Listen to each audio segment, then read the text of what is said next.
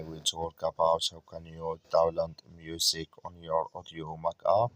We're going to figure out the solution or know how you can do that to download song.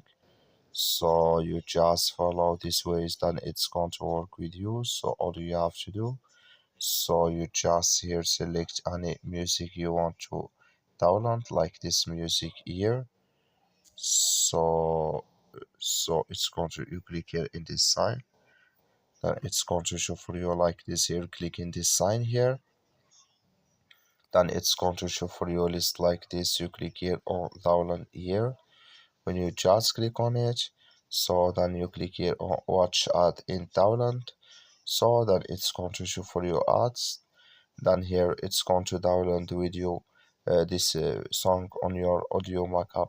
That's all you have to do. That's all. Thank you for watching. Don't forget to support us by liking and subscribe.